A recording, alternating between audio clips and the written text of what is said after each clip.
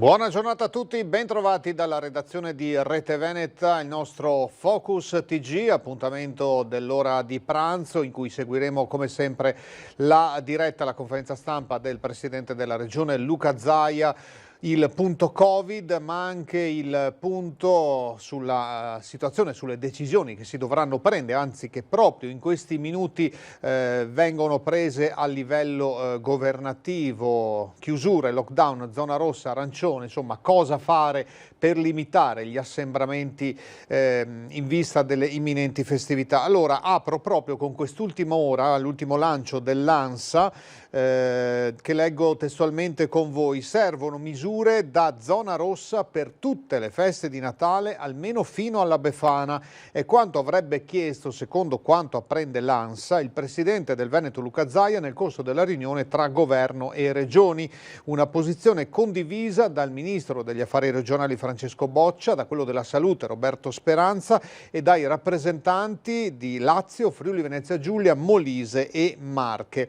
Nel periodo delle festività servono restrizioni massime, se non le fa il governo le facciamo noi. Queste sono parole riferite al presidente Zaia. Se non chiudiamo tutto adesso ci ritroveremo a gennaio a ripartire con un plateau troppo alto. Il plateau è il livello del grafico, insomma ne parla sempre il presidente Zaia, il livello del grafico che provo anche a farvi vedere, adesso lo ritroviamo, eccoci qua, un attimo di pazienza. Allora lo possiamo vedere grazie ad Alessandro Costa Curta. La linea rossa è quella degli attualmente positivi.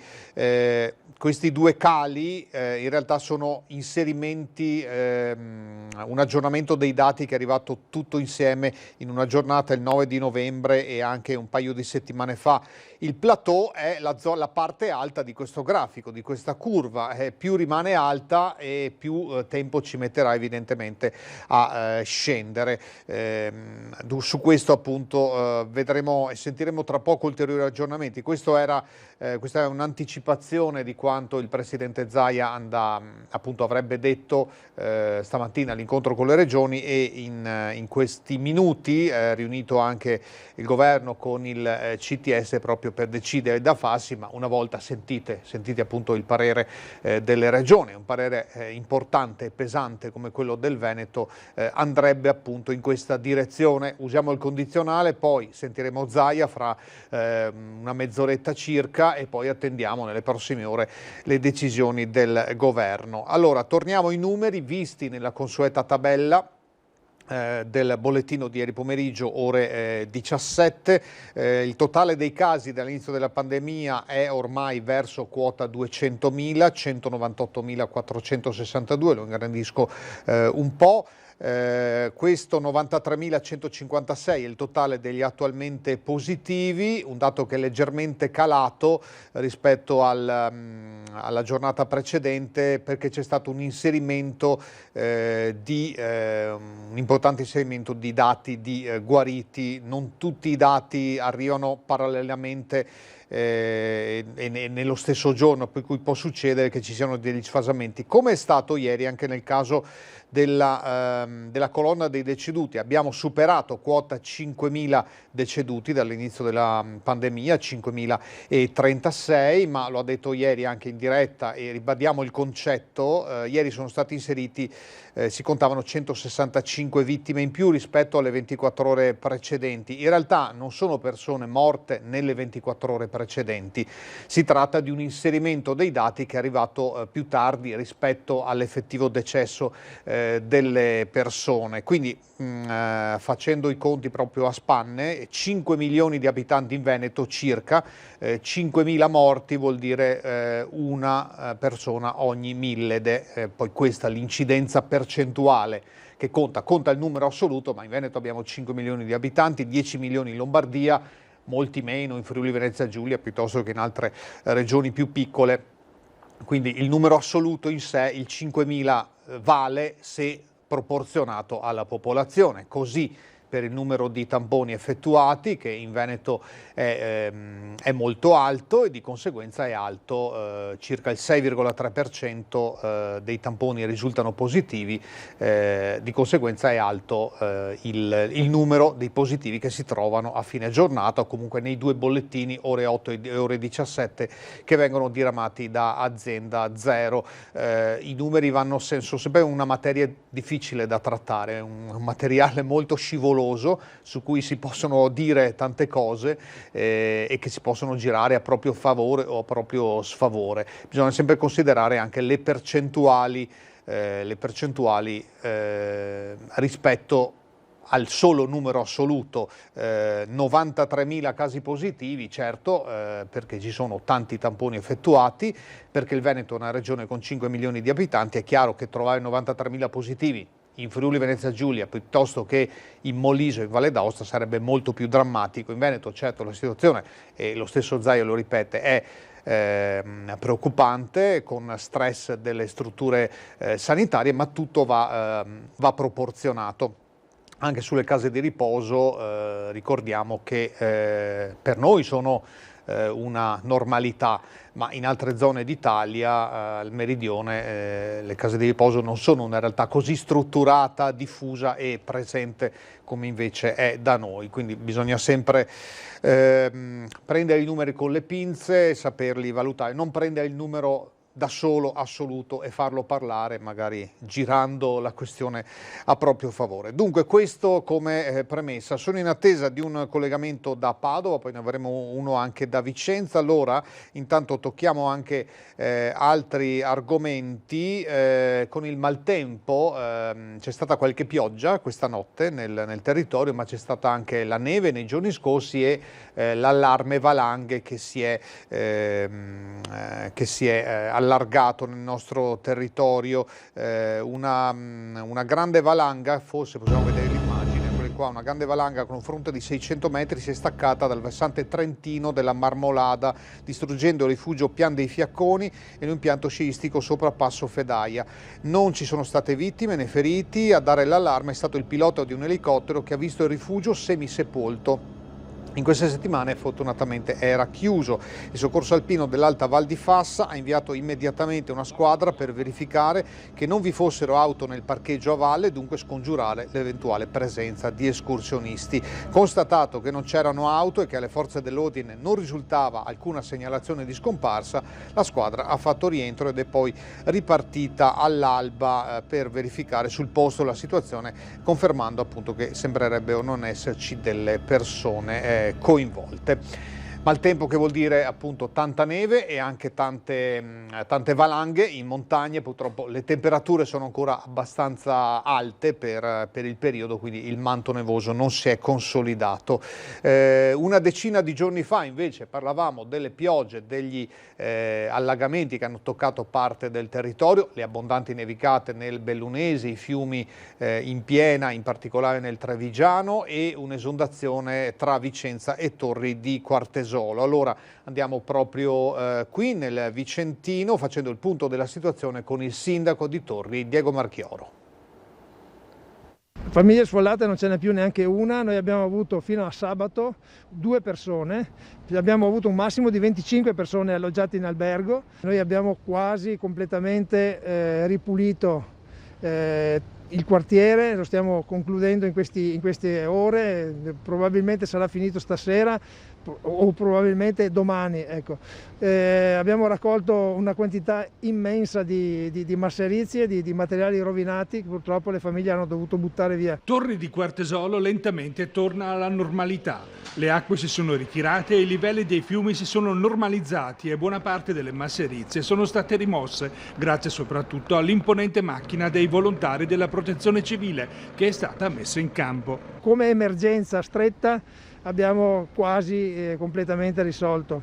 Adesso viene il dopo, vengono le domande di ristoro, vengono le assicurazioni che potranno essere attivate. Ecco, quindi su questo faremo informazione nei prossimi giorni, in maniera che tutti quanti i cittadini che hanno subito danni possano avere, diciamo, almeno la traccia di quello che dovranno fare per avere i ristori. Dedicheremo una parte dell'ufficio tecnico a raccogliere queste domande, come abbiamo fatto purtroppo anche in occasione dell'evento di settembre. Stamattina noi siamo stati impegnati a quantificare i danni pubblici, che siamo sui 200.000 euro di danni al patrimonio pubblico e ai servizi che abbiamo organizzato.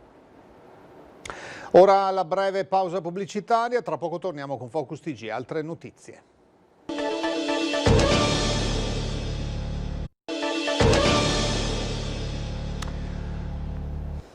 Le 12.17 ancora ben trovati in Focus TG, tra pochi minuti il collegamento con Marghera per il punto stampa del presidente Zaia, anche a partire da quanto vi ho letto prima, lo ripeto per chi si fosse collegato adesso, l'intenzione, l'orientamento del governatore del Veneto ma anche di altre regioni, condivisa con i ministri Boccia e Speranza, è di andare verso la zona rossa. Se non la fa il governo la facciamo noi, questa è la sintesi, ma ne sapremo di più tra poco. Intanto andiamo a Vicenza con Gabriella Basso. Buongiorno Gabriella. Buongiorno a te telespettatori di Rete Veneta, mi sa che purtroppo l'immagine, come avevamo visto, si è frizzata. Però va bene, consideriamola una telefonica con una fotografia, vai pure.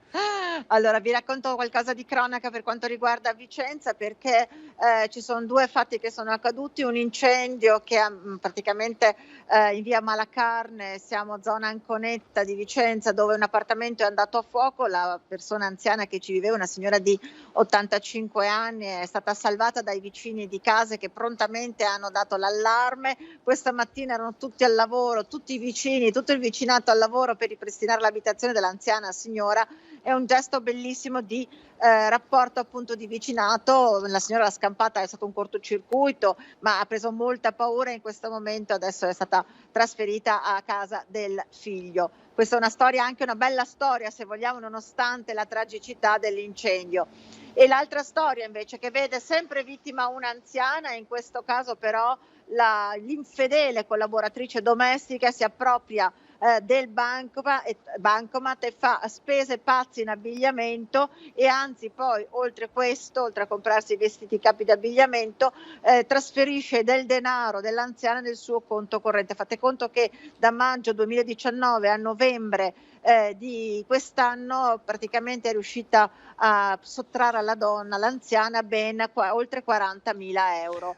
A dare l'allarme è stato, sapete cosa? Praticamente ci sono dei limiti di spesa in cui la banca poi magari ti manda il messaggino, no, per avvisarti, e l'ingordigia ha portato la collaboratrice domestica a fare un prelievo di 1.600 euro. È arrivato il messaggino all'anziana signora sul telefonino, ha chiamato il nipote ovviamente ha iniziato le antenne e ha avvisato i carabinieri. Da qui appunto poi la perquisizione e si sono risaliti appunto praticamente a tutte queste spese, c'erano gli scontrini e tutto quanto. Ecco, ci mancava solo che poi questo incassasse il cashback e la beffa sarebbe stata totale, no? Totale, esatto. Tra l'altro poi tutto questo accade nel comune di Longare e nella perquisizione cosa hanno trovato ancora i carabinieri? Anche che il figlio, un 22enne, aveva in casa oltre 300 grammi di marijuana divise in dosi, in contenitori, e quindi c'è anche questo aspetto. Il ragazzo è stato arrestato e messo agli arresti domiciliari, mentre la collaboratrice domestica è stata denunciata a piede libero appunto per il reato di appropriazione indebita di carte di pagamento. Benissimo, allora, confidando per la prossima volta in un collegamento migliore, grazie a Gabriella Basso da Vicenza, buon lavoro. Grazie, buon lavoro a voi. E noi torniamo, anzi do quest'altro aggiornamento perché continuano ad arrivarne. Il ministro Speranza, siamo pronti a partire in anticipo sui vaccini.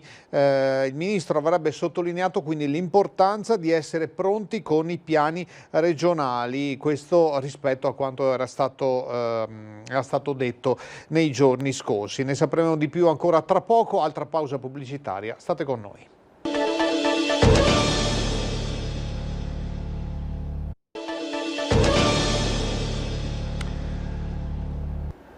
Mezzogiorno e 27 minuti, siamo ormai a ridosso del collegamento con Marghera, che possiamo vedere nella nostra consueta finestra, il collegamento già aperto, microfoni pronti, anzi l'occasione anche, vedete uno dei colleghi tecnici che sta sistemando il microfono, sono tutti quelli che non si vedono della conferenza stampa, i nostri colleghi giornalisti, i tecnici, gli operatori che stanno dietro e permettono col loro lavoro a voi di sentire e di vedere. Ora, come promesso, andiamo anche a Padova con Chiara Gaiani. A te, Chiara. Buongiorno da Padova, ci troviamo proprio a ridosso di Via Umberto, una delle vie che porta verso la Prato della Valle, e questa è una strada che di solito durante i fine settimana è davvero molto frequentata, è una di quelle che verrà controllata in modo particolare se per il prossimo fine settimana non verranno emesse delle nuove ordinanze. Sappiamo che c'è grande preoccupazione da parte delle autorità padovane per quello che potrebbe essere appunto un fine settimana ad alta densità di acquisti di shopping proprio in questa zona, quindi con il rischio di assembramenti. Facciamo appunto sulla situazione contagio, autorità sanitarie molto preoccupate per quanto riguarda la città di Padova, soprattutto sul fronte degli anziani. Il bilancio diffuso dall'ULSS nelle ultime ore parla del 15% degli anziani ospiti nell'RSA dell'ULSS 6 contagiate, ma c'è preoccupazione anche in azienda ospedaliera per un possibile cluster all'interno di una delle eccellenze dell'ospedale di Padova, cioè il centro di cardiochirurgia Gallucci.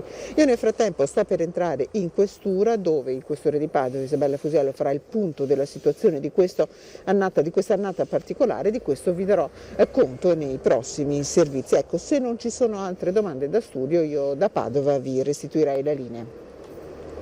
Grazie Chiara Gaiani. No, il tempo non c'è teoricamente, 12:29, vediamo se e di quanto sarà il ritardo oggi del Presidente Luca Zaia, perché i temi sono tanti sul tavolo, insomma ripeto quello che già è uscito dall'ANSA mezz'oretta fa.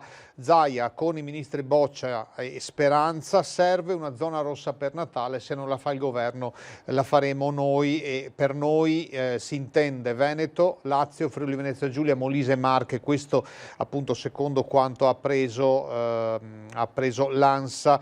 Misure da zona rossa per tutte le feste di Natale almeno fino all'Epifania, quindi almeno fino al 6 gennaio. Bisogna capire se già da questo fine settimana, quindi sabato, domenica, regali di Natale, insomma è la preoccupazione maggiore, oppure se cominciare dal 24, dalla vigilia. Questo lo scopriremo tra poco. Intanto, in attesa del collegamento, ecco, per darvi un'idea, prima parlavamo dei numeri, allora possiamo far vedere, grazie a Alessandro Costacurta.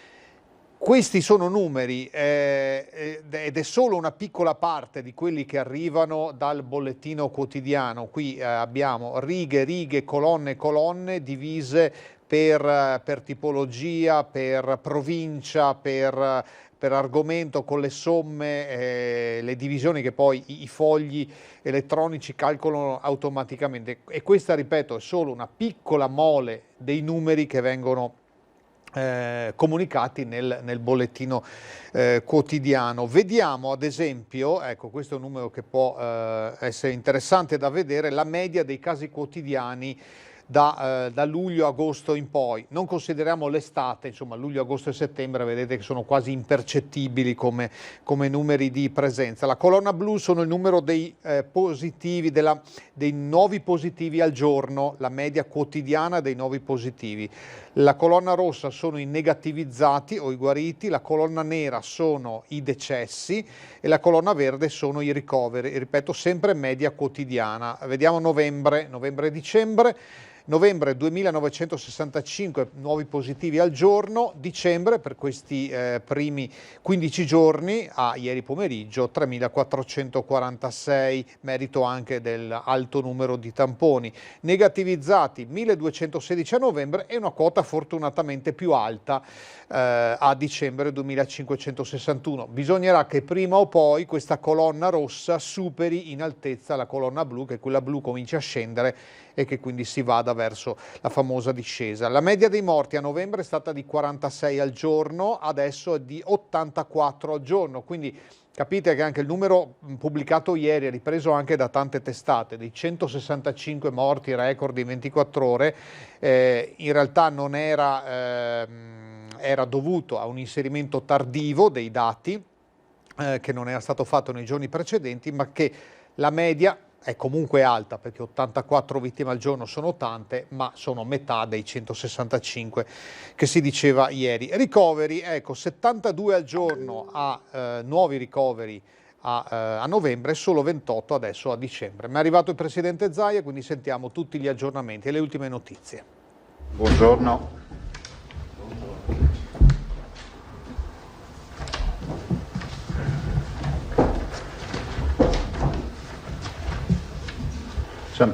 Siamo giusti, scusate, ma siamo scesi anche di corsa perché abbiamo avuto tutta la mattina videoconferenze. In particolar modo stamattina ho avuto la videoconferenza con il governo, ma dopo vi do l'aggiornamento di quello che si è discusso. Intanto vi do il bollettino. Totale dei tamponi sono 3.043.792. Nello specifico vi dico che di molecolari se ne sono fatti 20.103 ieri nelle ultime 24 ore, più 34.535 rapidi. Totale tamponi, quindi ieri, nelle 24 ore, ad oggi, 54.638. Rapidi più molecolari è 54.638. I rapidi sono 1.418.000, quindi ci sono i 34.535 delle ultime 24 ore. La percentuale di positivi sui tamponi è 6,98. Ve lo riassumo così forse lo focalizzate meglio visivamente. Questa incidenza è su tampone o su centro vitalità? No, sul tampone. Sì, sui tamponi.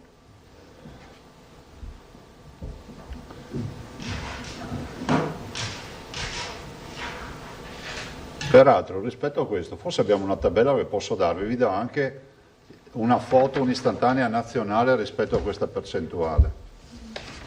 Forse c'è, scusate, la vedo un attimo così poi vi do.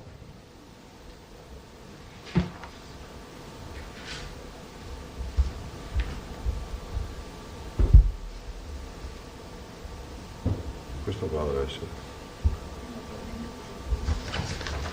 Scusate un attimo solo. No, questo. Beh, c'è questo, se possiamo fare la terza tabella per favore. Magari facciamo la terza con la prima, su un fronte retro, grazie. Perché avevo già una tabella che ieri non vi abbiamo dato sui decessi, dopo vi dico tutto. Numero dei positivi dall'inizio è 200.000, ecco, numero tondo, 200.607. Il numero dei positivi, ovviamente nelle ultime 24 ore, ve l'ho detto prima, 8,17, scusate, 6,98% dei tamponi.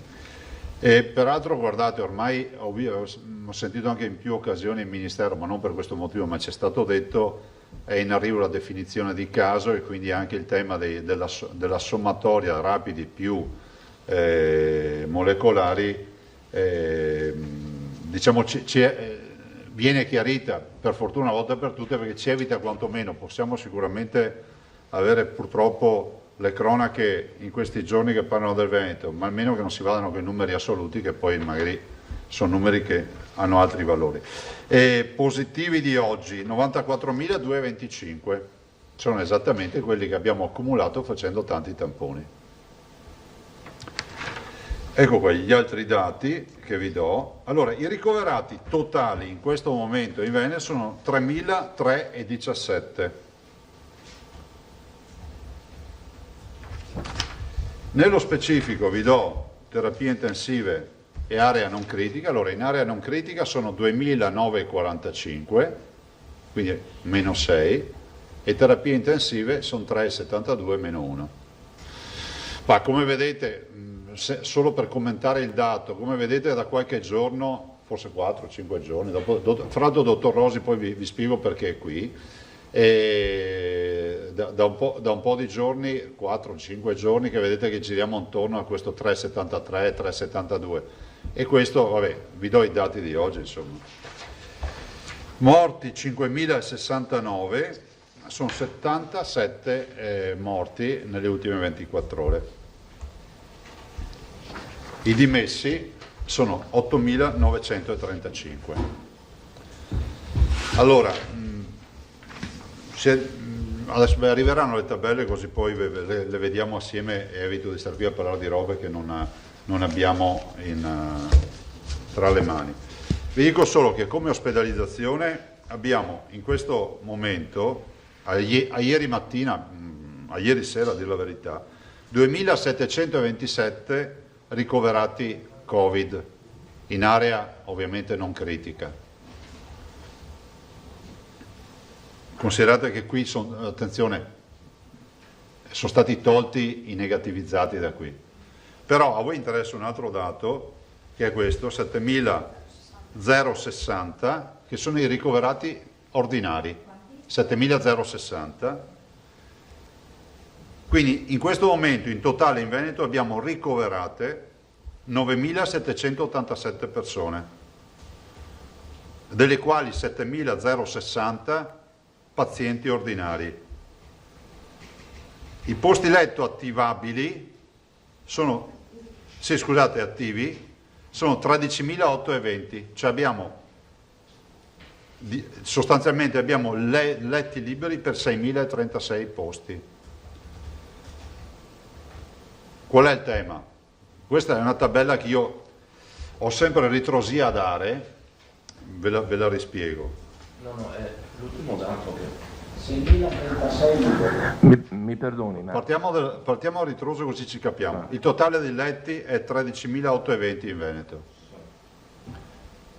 Sì.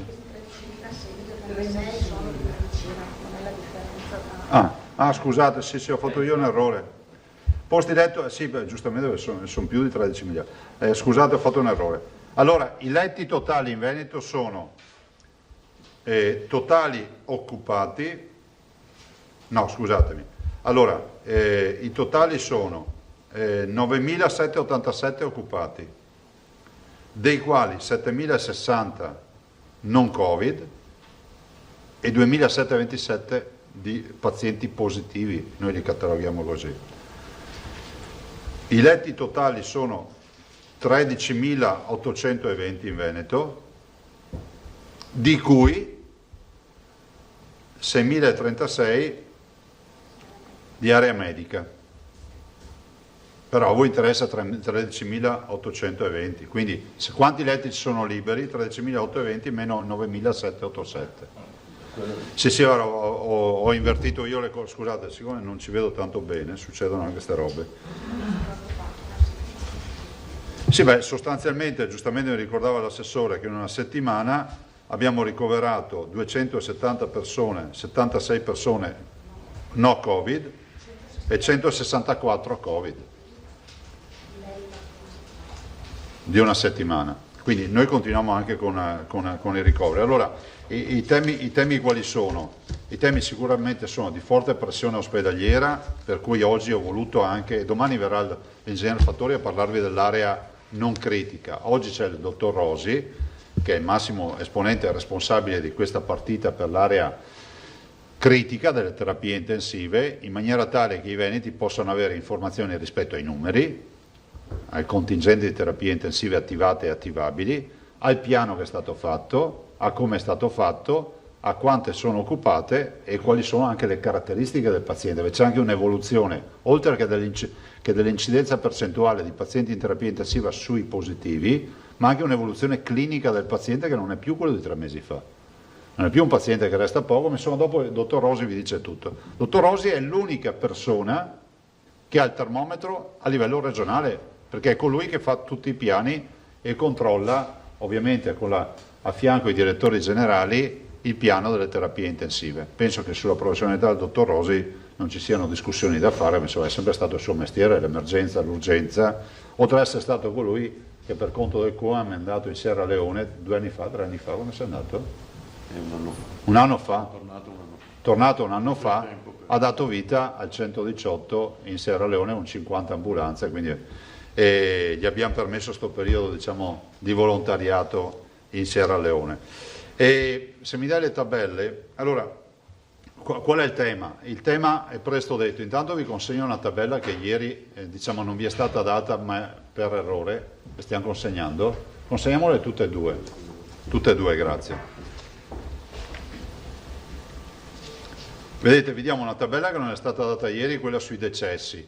Più che altro, non so, penso fosse completa la spiegazione di ieri della dottoressa Russo, guardate quella dei decessi, che vi dà anche una dimensione del posizionamento dei veneti. E questo è il corretto, non c'è nessuna, come si può dire, avete 2 tabelle, poi c'è l'altra, poi vi dico. Quella sui decessi che avete in un fronte vi dà il posizionamento in base alla percentuale di morti rispetto agli abitanti. Ma scusa, ma quante tabelle stiamo dando? Ho detto 2 tabelle. No. Vabbè, ormai c'è, non c'è problema. Avete questa, scusate. Guardate questa in fronte retro, grazie. Sì, grazie Federico, a posto lo stesso, grazie. Perché poi vi hanno dato anche delle cose del dottor Rosi. Allora, la prima tabella che ieri ci siamo dimenticati di dare sono purtroppo riferita ai decessi, la vedete, e vi dà il posizionamento del Veneto in base ai morti Covid su popolazione, perché capite che i nostri numeri pesano e anche un morto, guardate, pesa umanamente, però è altrettanto vero che questo è lo spaccato nazionale in questo momento. Detto questo, vi ricordo che sulle mortalità, ieri non so se vi è stato detto perché ho voluto, anzi dovevo andare anche in videoconferenza per cui non ce l'ho fatta, c'è anche da dire che l'aspetto delle case di riposo è l'aspetto che ci inquieta di più. Ieri io vi ho fatto un accenno del fatto che le misure che abbiamo adottato da quest'estate sulle case di riposo, e lo ripeto perché se qualcuno non l'avesse ancora capito, lo si capisce maggiormente o non l'avesse percepito, diciamo le misure adottate quest'estate sulle case di riposo sono misure assolutamente importanti. Vi ricordo che nelle case di riposo si fa un tampone ai 30.000 operatori ogni 4 giorni, un tampone ogni 20 giorni ai 30.000 ospiti, oltre a tutte le restrizioni e il piano di sanità pubblica, il referente diciamo, medico anche da parte dell'ULSS, oltre a quello della casa di riposo. Certo è che, a onor del vero, mi permetto di far notare che queste mortalità giustamente noi ce le abbiamo perché il fenomeno RSA è tipico dei nostri territori. In altre parti d'Italia c'è il tema dell'RSA, non pesa come da noi. C'è il fatto, da un punto di vista epidemiologico, la concentrazione di una categoria a rischio così importante in gruppi organizzati che sono quelli dei ricoveri, ovviamente espone anche di più. C'è poco da dire. Pensate solo che alcune case di riposo hanno anche gli stessi operatori che passano da una casa di riposo all'altra. Quindi, se da un lato è un elemento di cura di civiltà di un territorio, dall'altro davanti a un virus diventa anche un momento di debolezza. Questo lo va detto perché non vorrei che qualcuno pensasse che le case di riposo esistano in tutta Italia con questa conformazione. Ce le abbiamo noi ne abbiamo 300 in Veneto RSA. Abbiamo 300 RSA, 30.000 ospiti e 30.000 operatori. 4-5 regioni hanno il nostro modello, molte regioni non hanno RSA, non hanno strutture come e quindi gli anziani restano in casa o restano in ricoveri organizzati da privati, ma non hanno le strutture nostre.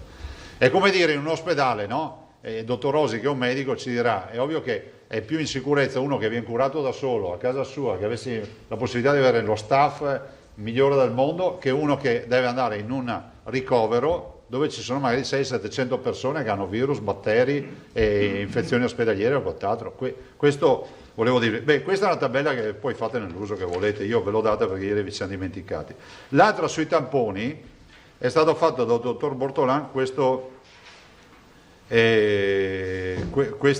tabella cioè Covid casi attualmente positivi sui test, e qua avete la tabella, vedete, cioè non avete le percentuali su... aspetta, scusate. Avete 3 colonne e avete il dato sul totale, quindi avete anche la dimensione percentuale dell'incidenza. Sì, ce l'ho qua, perfetto. Vabbè, volevo darvi queste. Presidente, posso? Prego. Non mi è chiaro, in questa seconda tabella, sì, la colonna relativa ai test eseguiti, appunto, per il Veneto vede, immagino dai dati che leggo, la somma tra molecolari e antigenici. Sì, è scritto sotto. Ma per le altre regioni... Non ve lo sappiamo dire? Non ve lo sappiamo dire? Cioè, noi così la costruiamo, perché siamo gli unici che si lamentano non vengono sommati i test. Cioè, quindi noi ce l'abbiamo così, per questo ve la diamo così. Quindi non sappiamo le altre regioni dentro cosa ci hanno messo. Infatti abbiamo scritto fonte ISS spiegato sotto, dopo per correttezza noi ve la diamo, siccome ogni giorno viene fuori questa storia dei positivi, quindi nell'attesa che se c'è qualcuno che deve caricare lo carichi, noi vi diamo il nostro dato è 1,7, dopodiché scorrerà in giù o in su in base a come caricheranno. Quindi diciamo l'unico dato aggiornato, modificato con questa somma è nostro. Quello Veneto. Sì, altri sono quelli gli altri non è dato a sapere quotidianamente dall'organismo centrale nel bollettino delle 17 della protezione civile, giusto? Sì, ce n'è anche un'altra che è quella, diciamo, no, questa è quella dei posti letto occupati, c'entra niente. Mi scusi, posso... Sì, dall'inizio. Beh sì, noi abbiamo fatto sulla popolazione, cioè dall'inizio. Sì, se volete però il dato, noi ce l'abbiamo, anche il dato percentuale sui tamponi quotidiano o standardizzato all'ultima No, dico la percentuale nazionale, se lo volete quotidiano piuttosto che noi abbiamo anche il dato settimanale o mensile, riusciamo a ricostruirlo, non c'è problema. Casomai diciamo, dottor... Una conversazione, no, è che secondo me lo dico per me, almeno per il mio giornale, sarebbe bene avere un dato, diciamo così, omogeneo rispetto anche a quelli che vengono usati. È la lettera che abbiamo scritto al Ministero. Nazionale, perché a volte si parla di incidenza positivi su 100.000, a volte di incidenza positivi su tampone e siccome le percentuali differiscono decidiamo un benchmark. Ecco, grazie. Questa è una tabella che noi ci teniamo come benchmark, ma è un benchmark che io ve l'ho detto, tanto è vero che in nota è scritto, non è che ve lo dico adesso perché avete fatto voi le domande, c'è scritto una nota sotto, perché è esattamente la lettera che abbiamo mandato, no? C'è la necessità di avere dati uniformi, se no è difficile confrontare dati tra di loro, però al di là di questo, prego, volevi chiedere? Sì, un chiarimento, buongiorno. Non è per farne una questione di lana caprina, però siccome la Regione Veneto continua a fare la sommatoria dei tamponi molecolari e dei test rapidi e da questa sommatoria ricava l'incidenza dei positivi sul testing.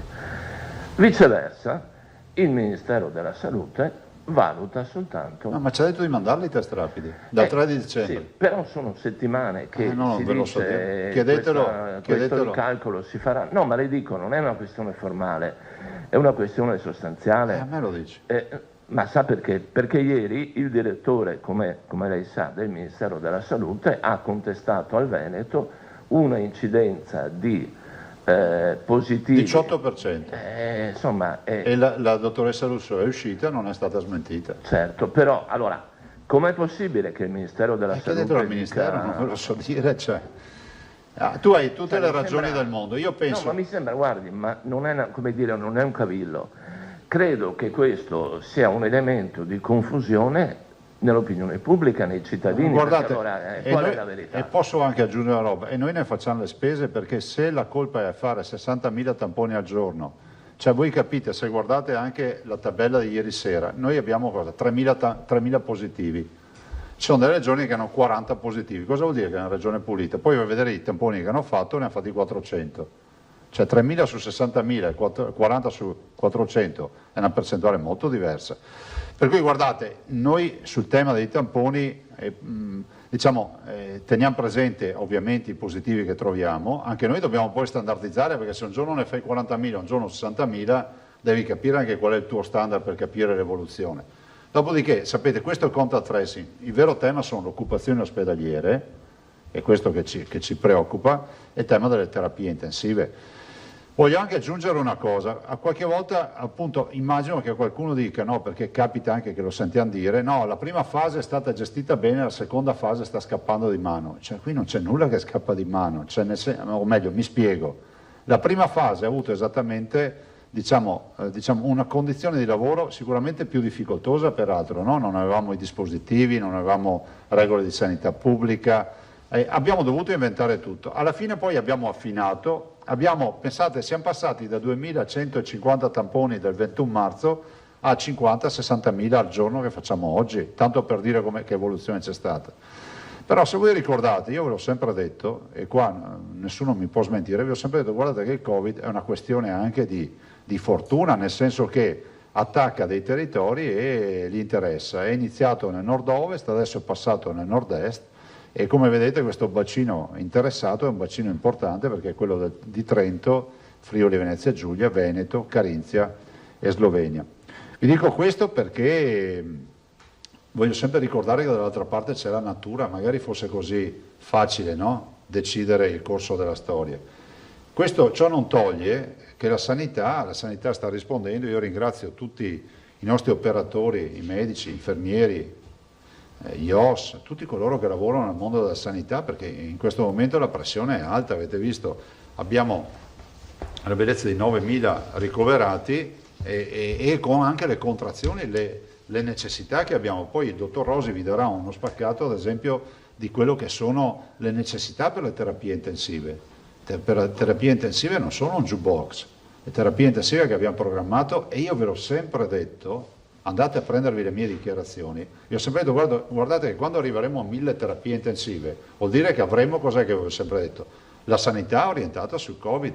Per questo l'appello alle misure è un appello, scusatemi, ai comportamenti e all'attenzione che chiediamo ai cittadini, è un tema per noi importante, perché l'unico elemento differenziale che oggi si può inserire in questo piano di sanità pubblica è la collaborazione con i cittadini. Allora, noi questa mattina abbiamo avuto la riunione con il governo, è iniziata alle 8:30 e finita alle 11:30. È stata una riunione importante, è stata una riunione nella quale tutti noi governatori abbiamo espresso le nostre convinzioni.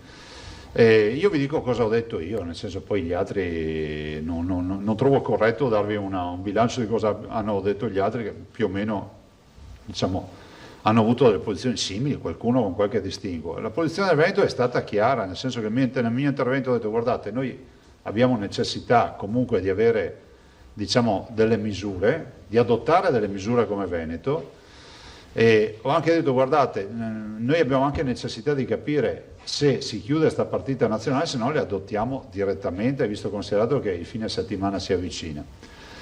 È incontrovertibile che questo periodo è un periodo particolare, è incontrovertibile che ogni azione deve essere supportata dai ristori.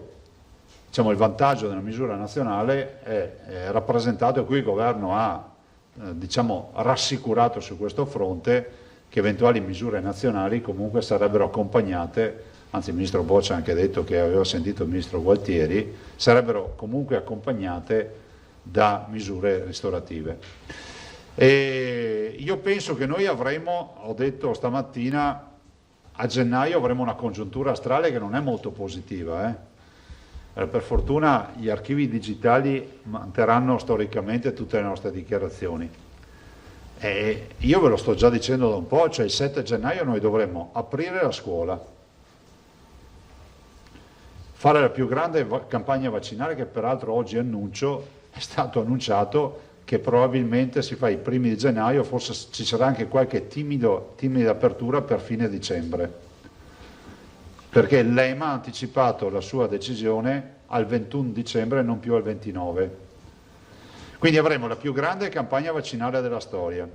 Noi avremo 200.000 prime vaccinazioni da fare, fra l'altro, più o meno voto per pieno, sono 194.000. Avremo l'apertura della scuola, avremo il Covid, il Covid non ci avrà abbandonato, avremo la sindrome influenzale, quindi avremo anche tutto quello che sarà l'influenza. Voi capite che se noi arriviamo all'appuntamento del 7 gennaio con una situazione dove tutti questi fattori si incrociano in un terreno di battaglia devastato, noi non ne veniamo fuori. Pensate solo a un aspetto, che il personale che dovremmo utilizzare per la campagna vaccinale in maniera importante è comunque personale della macchina sanitaria. E pensate solo che se avremo ancora peso di Covid è lo stesso personale che comunque dovrà essere occupato per il Covid, e se arriverà l'influenza dovrà essere lo stesso personale che comunque dovrà essere occupato in parte anche per l'influenza nei ricoveri e nelle cure territoriali. E comunque poi avremo il tema delle scuole che ci impegneranno sicuramente sul fronte del contact tracing, perché se ci sarà un positivo bisogna uscire nella classe, andare a testare e ricostruire i contatti e così via. Quindi il tema di valutare che in questo periodo, diciamo del periodo natalizio, ci sia la possibilità di pensare a delle restrizioni, diciamo regionali o nazionali, è un tema reale. Quindi noi abbiamo dato disponibilità ad affrontare con il governo un eventuale. Allora, il governo sta pensando a una restrizione nazionale, ovviamente, no? Perché giustamente si pone una questione, si calcola che ci siano milioni di persone che durante le vacanze natalizie, ad esempio, si muoveranno da nord a sud. Primo tema. Si parla e si dice che comunque le movimentazioni aumenteranno e quindi si rischierà di trovare un unico vaccino epidemiologico in virtù delle molte movimentazioni di questo periodo. C'è dall'altro il tema degli operatori che sono da tutelare con ristori reali, ma questi non competono alla Regione perché sono temi nazionali sui quali noi ovviamente chiediamo garanzie. Allora ci siamo riaggiornati con questa scaletta. Il governo aveva una sua riflessione interna alla volta delle 12:30 di oggi, mentre vi sto parlando stanno facendo una riunione. Domani mattina, probabilmente anche stasera magari accadrà qualcosa che ci rincontreremo. Io ho chiesto che comunque ci sia una misura che esca alla volta di stasera, domani, se la vogliono se hanno deciso di farla, se no proveremo ad adottare una soluzione, diciamo, tutta regionale. Considerate che nelle condizioni di fare questi discorsi ci sono più regioni, anche regioni che hanno avuto aree arancioni, cioè non solo regioni da aree gialle. E domani c'è la conferenza dei presidenti della conferenza Stato-Regioni e è già stato annunciato un ultimo incontro col governo, diciamo, di chiusura di questa partita, quindi questa partita se non si chiude stasera si chiude domani secondo il cronoprogramma che si sono dati. Coscienti tutti del fatto che una misura, diciamo, di esordio per il primo fine settimana sicuramente debba essere adottata. Ve lo dico poi anche perché qualcuno parla di area arancione. Vorrei ricordare che l'area arancione rappresenta sostanzialmente la chiusura del confine comunale. No, vi do lo spaccato di quello che è oggi, no? E vi dico cosa sarebbe. Sarebbe la chiusura di bar e ristoranti, tutto resta aperto, comprese le attività produttive, e dal confine comunale si esce per motivi di lavoro, di salute, di fare la spesa, tutte le storie. Non vorrei che qualcuno avesse ipotizzato che l'area arancione preveda chissà quali restrizioni. Lo dico perché chi dice che l'area arancione è stata sanificante per alcune realtà, non è proprio così.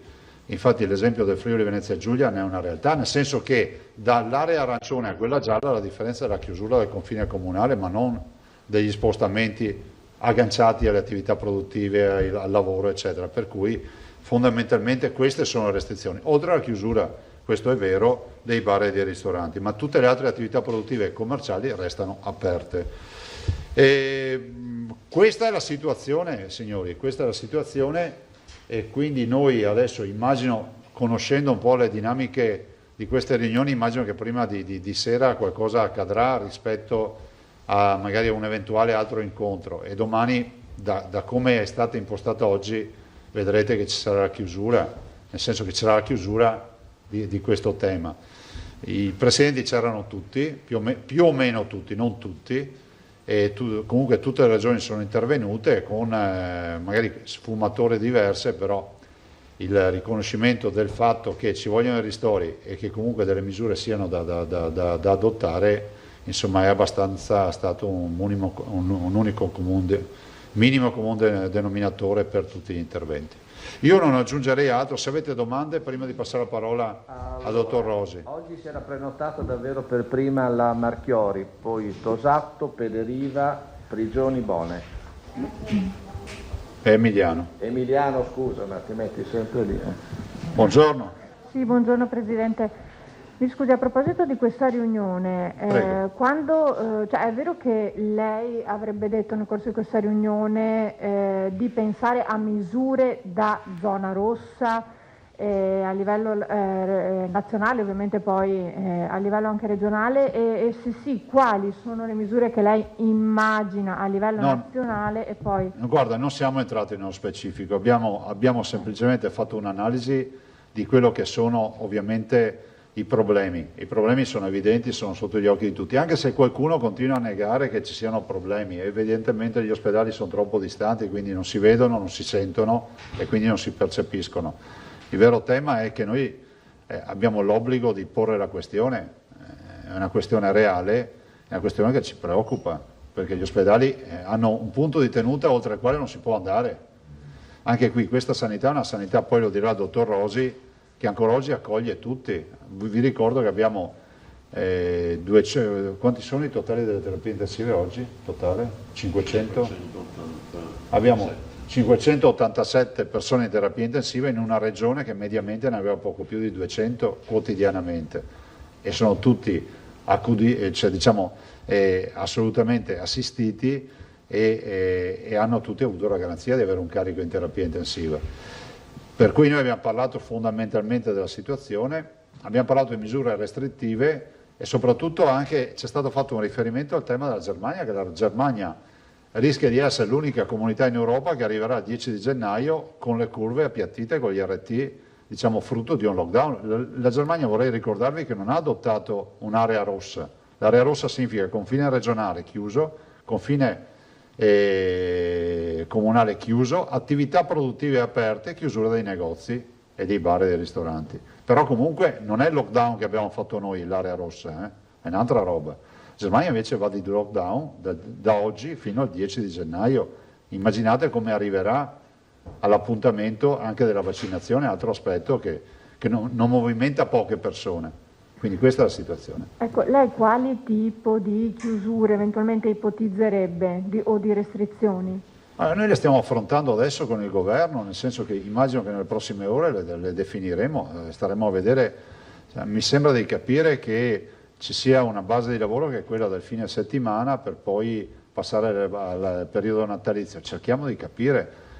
In questa fase non vogliamo neanche introdurre elementi, come si può dire, di nuova confusione, perché comunque non servirebbe al tavolo, ma neanche ai cittadini che si troverebbero ogni giorno notizie, notizie nuove. Ormai è questione di ore, vedremo di capire quale sarà la soluzione. Va bene, grazie. Prego. Allora, Tosato, Pederiva, Prigioni, Bonet ed Emiliano. Sì, buongiorno. Presidente. Io condivido appieno l'invito a evitare la confusione. I messaggi ce ne sono tanti, contrastanti. Ieri è stata fatta notare come dire, la stranezza anche di questa campagna del cashback, no? Da una parte si invita a spendere, dall'altra a non affollare i negozi, mi pare una ridicolaggine. Ma anche lei, se mi consente però, come dire, rispetto alle ultime settimane potrebbe dare l'impressione di essere stato folgorato sulla via di Damasco, nel senso che io ricordo che ci diceva non possiamo permetterci un lockdown, insieme ad altri ha fatto una battaglia al tavolo con il governo per l'apertura delle piste di sci. L'impressione è che lei ritenesse che questa fase potesse essere affrontata senza restrizioni particolari.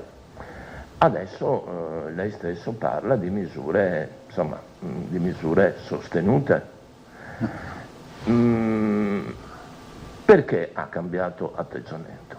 Ma sai, se io leggessi i tuoi articoli, è ovvio che nel tempo c'è un'evoluzione della dinamica, da qui a giugno accadrà di tutto. Cioè qui non è che non abbiamo ben chiaro cosa sta accadendo, veniamo alle piste da sci. Le piste da sci, andate a prendervi le mie dichiarazioni. Io ho detto, guardate che la misura ha un senso dal punto di vista epidemiologico se è una misura condivisa con altri territori, perché se no, cioè, che senso ha che noi garantiamo la migrazione di persone fuori territorio che poi tornano a casa, ci portano a casa dalle piste da sci degli altri il virus, tanto per dirne una dal punto di vista epidemiologico.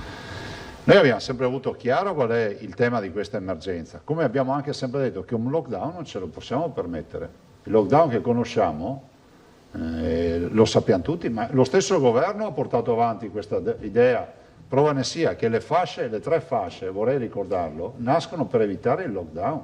Ve l'ho detto 2 istanti fa, guardate che la zona rossa non è il lockdown, c'è un'altra roba.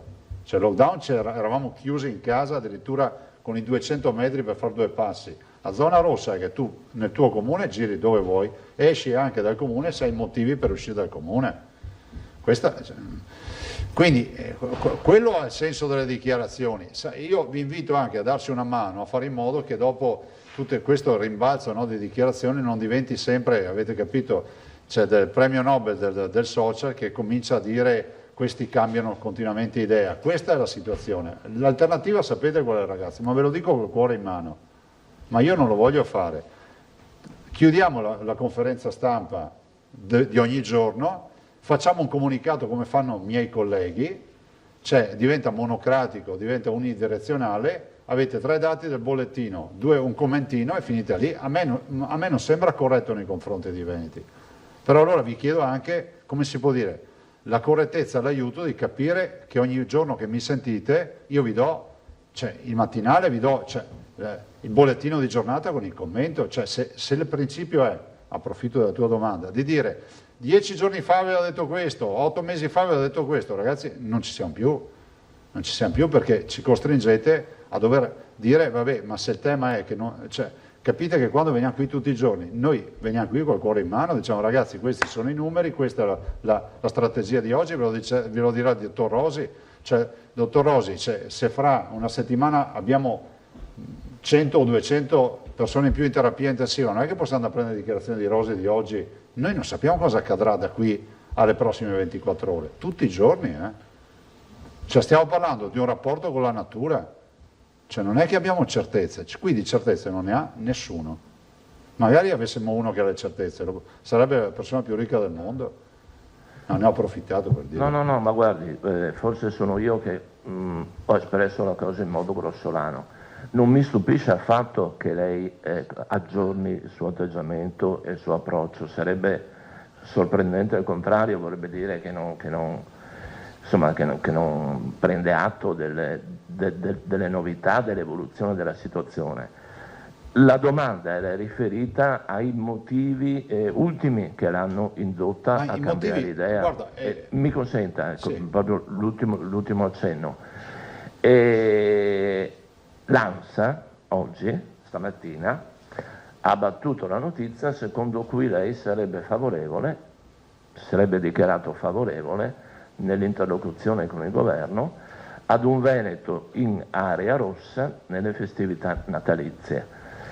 Se è così, io davvero la inviterei a esternarlo con grande chiarezza, perché sarebbe un segnale chiaro, univoco. Se è così, io non ero presente alla riunione. Ma non c'era neanche l'ANSA alla riunione. Aspettate qualche ora e vedete. C'ho la domanda, anche io cerco di essere più netto. Cioè, siccome è chiaro che ci sono come 2 partiti, tra virgolette, cioè gli ultrarigoristi, Speranza, Boccia, alcuni del CTS, e quelli invece più aperturisti, i renziani, il ministro Bellanova, lei a quale squadra dobbiamo ascriverla? No, guarda, io penso che non sia una questione di squadre, ma penso anche, non dubito della vostra intelligenza, che abbiate capito che noi siamo della squadra di quelli che fanno in modo che gli ospedali non vadano in collasso e che i cittadini non si riescano più a curare. E quindi in questa fase a noi le restrizioni servono. Come ho anche detto, guardate, ne ho parlato anche con il professor Silvio Brusaferro, che anche con questa storia, perdonatemi ma ve lo devo dire, sta storia dell'area gialla, no? Siamo 2 regioni in Italia, se non sbaglio, che sono sempre state in giallo, noi e il Lazio. Allora, se stabiliamo delle regole del gioco chiamiamolo gioco, no? Della classificazione, fatto da illustri scienziati, cioè non è che adesso, cioè, anche i veneti si hanno fatto per 6 settimane, 8 settimane di zona gialla, adesso non è che, come si può dire, dopo che hai avuto tutte le facoltà di muoverti sul territorio, adesso dici è colpa della zona gialla, cioè non è che, cioè, come si dice, tu esci di casa col portafoglio pieno, torni a casa squattrinato perché sei giocati tutti a casino e dici è colpa di chi mi ha dato i soldi.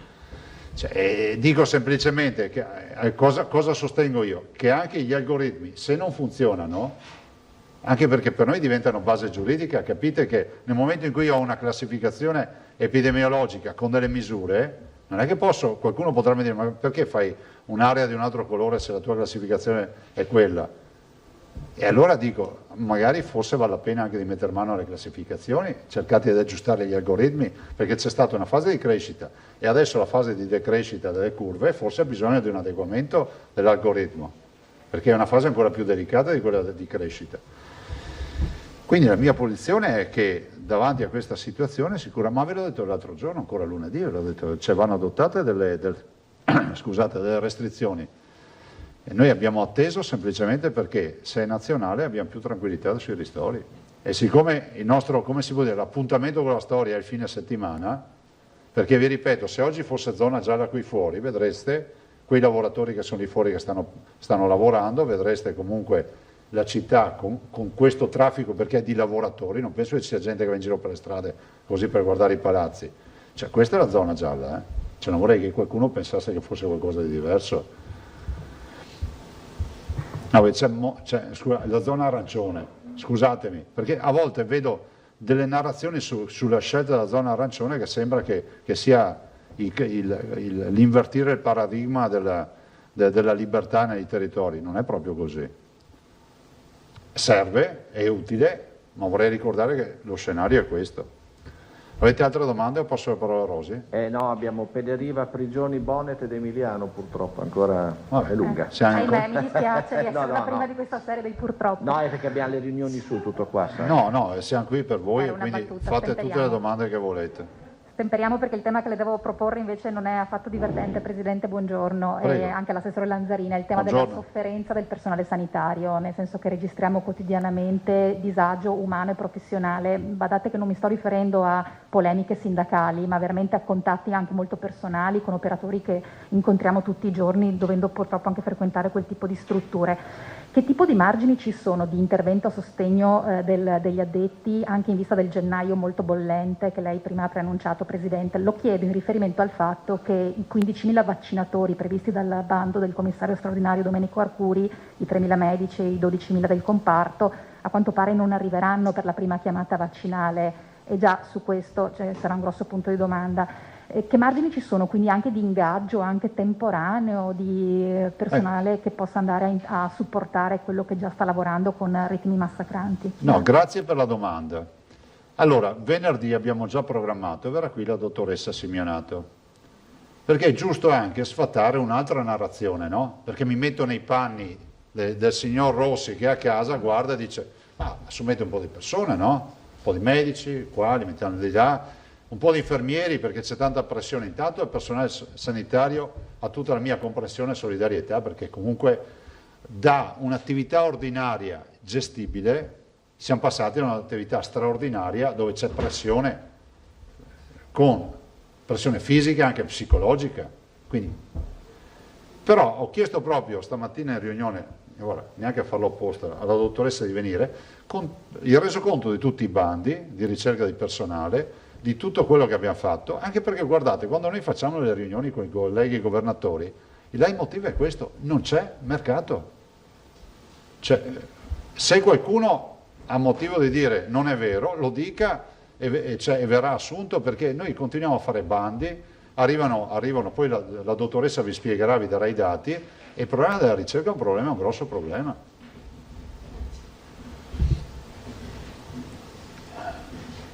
Confermate che per il reclutamento dei vaccinatori non se ne parla prima di quando? Cos'è che no, il reclutamento dei vaccinatori, per noi sono numeri che ci hanno annunciato ma non buoni. No, Arcuri ha detto che nella prima fase proprio non se ne parla, potrebbero arrivare, se ci sono eccetera, a febbraio inoltrato. Comunque noi nel nostro piano che abbiamo, ne parlavo la dottoressa Russo, lei dice che in un paio di settimane dovrebbe resti gli atti il condizionale, abbiamo anche i freezer già comprati, le siringhe, guardate, sembrava facile, sì, un paio di settimane dovremmo riuscire a vaccinare i 194.000, sì. Considerate che vi dico il condizionale perché poi dovremo capire anche quali saranno le difficoltà. Noi abbiamo già i 6 freezer acquistati e quindi garantiamo la catena del freddo col ghiaccio secco e tutta la procedura. Insomma, hanno fatto già più incontri, più riunioni, quindi noi siamo pronti se arrivassero. Prego? Perdoni, Presidente, 6 su 7, erano 7 gli alberi dove vengono stoccati. Sono in più di quelli che c'erano. No, ma questo è materiale in più comprato? Sì, assolutamente. E quindi capite che se arrivasse anche prima noi siamo attrezzati per riuscire a partire prima. Considerate che noi, a differenza di tante regioni, abbiamo l'anagrafe vaccinale e questo è un vantaggio non da poco. Cioè arriva il cittadino a vaccinarsi, si digita, è già caricato nella nostra anagrafe vaccinale e quindi avrà ovviamente una sessione nuova che è quella del Covid. Quindi voi troverete nelle vostre vaccinazioni anche il Covid poi, no? Voi chi lo farà? Perché è volontario, ricordiamolo. E abbiamo Prigioni, poi Bonet e poi Emiliano. Buongiorno Presidente, buongiorno a tutti. Buongiorno. Al netto di tutte le valutazioni, tutti i numeri, si può dire che il Covid in questa, chiamiamola seconda ondata, ottobre-novembre, sta colpendo più pesantemente rispetto a marzo, che senza tutto quello che avete fatto probabilmente avremo uno scenario drammatico ancora. Perché guarda, è un po' questo l'elemento, no? Dirimente. Io buongiorno innanzitutto, ringrazio per questa lettura, perché purtroppo è la lettura di pochi in queste ore, no? Perché allora, passa il concetto che il Covid è qualcosa che comunque tu puoi governare senza se e senza mai, non è così. Guardate, io l'avrò detto, penso in tutte le mie interviste di marzo, di aprile, quando mi chiedevano la Lombardia dicevo sempre guardate che la Lombardia ha avuto una sventolata di virus da paura.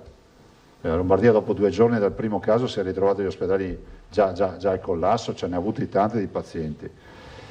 E ovvio, diciamo che le misure messe in campo, non a caso facciamo 60.000 tamponi, prima ne facciamo 2.000, quindi a fase di test e di isolamento, il rafforzamento delle microbiologie, il tema delle terapie intensive con il piano e altro, ci permettono oggi di avere 570 malati in terapia intensiva che un anno fa sarebbe stato impensabile avere.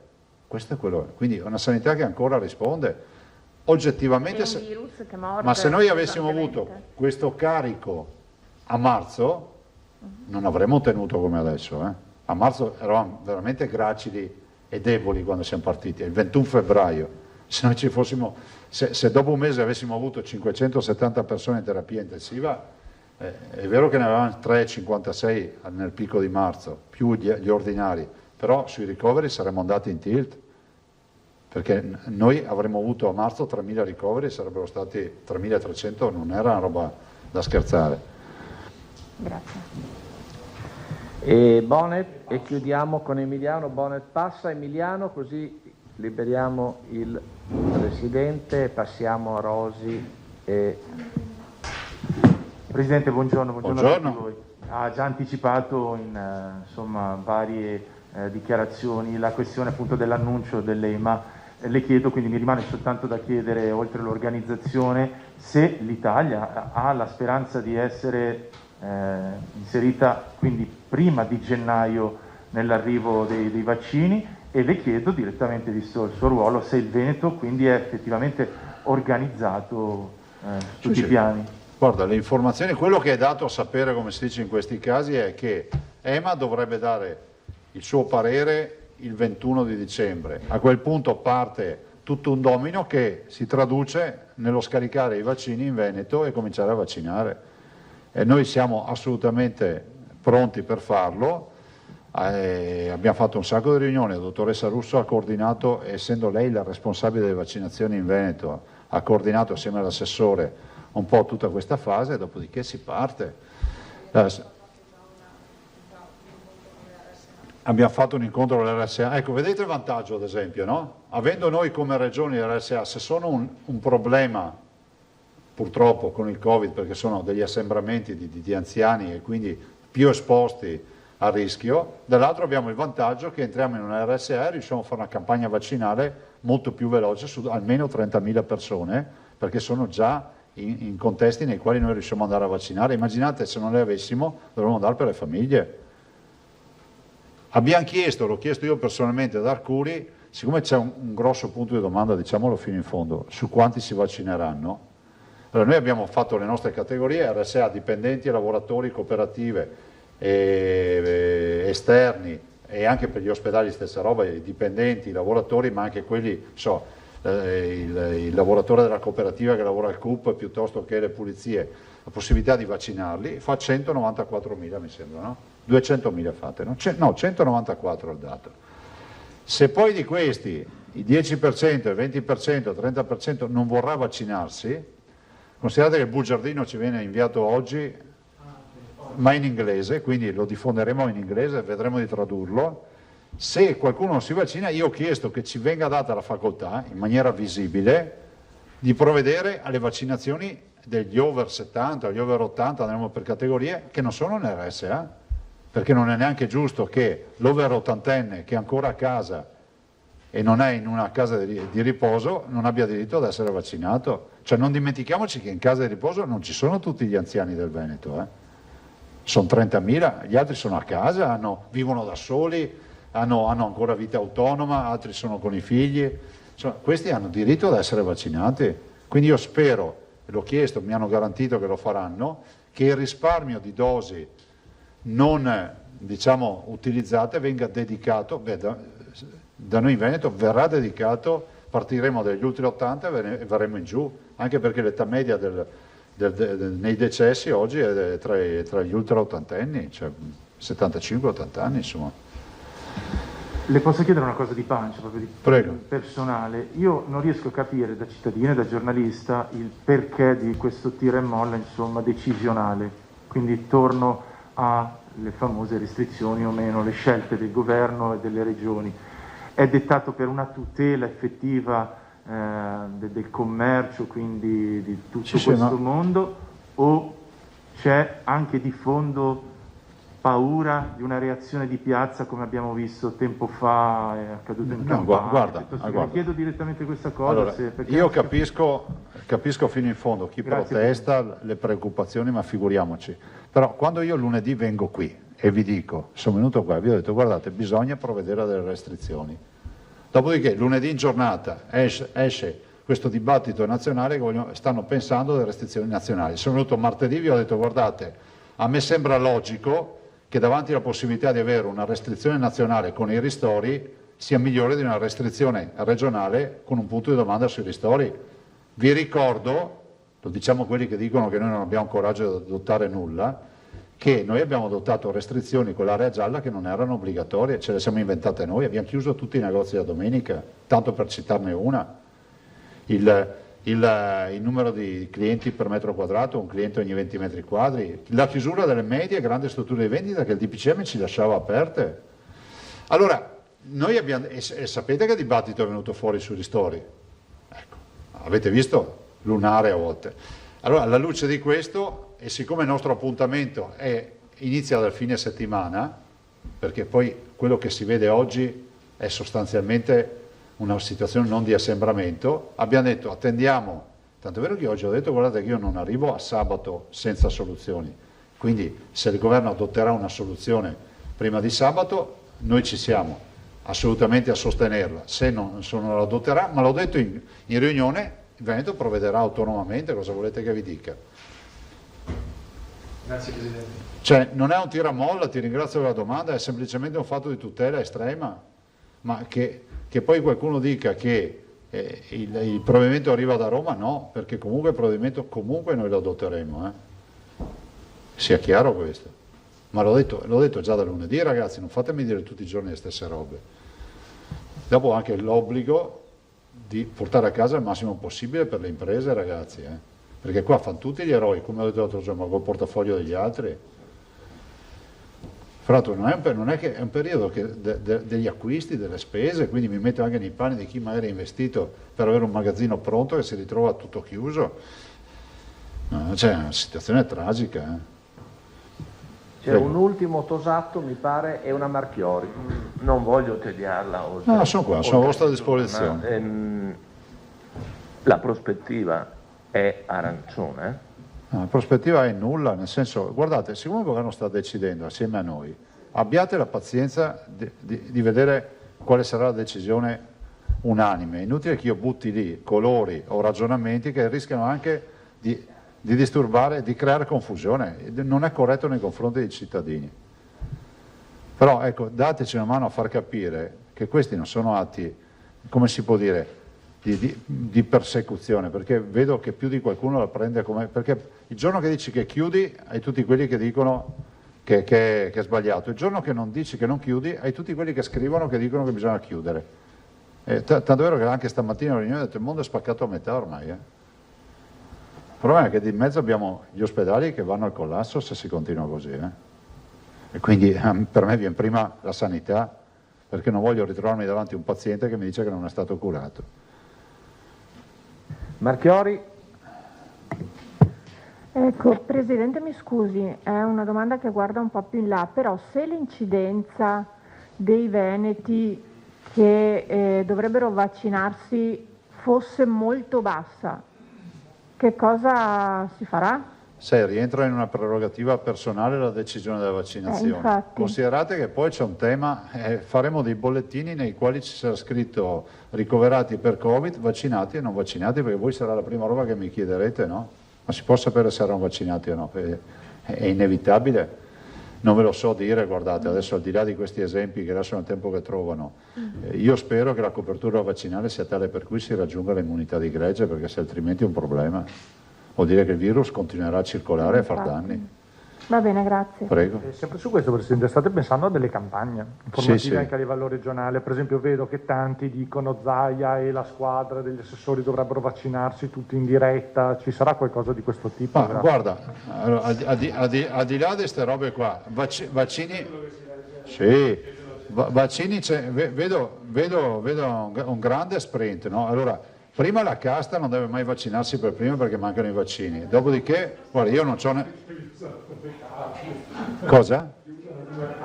Sì, no. Il vero tema è che noi abbiamo delle categorie alle quali dobbiamo assolutamente garantire il vaccino. Cioè, pensate ai nostri anziani, a tutta questa gente. Cioè, guardate che non è una questione da poco, perché è una questione di vita o di morte, perché se è vero che il vaccino funziona, agli anziani gli garantiamo la copertura anticorpale.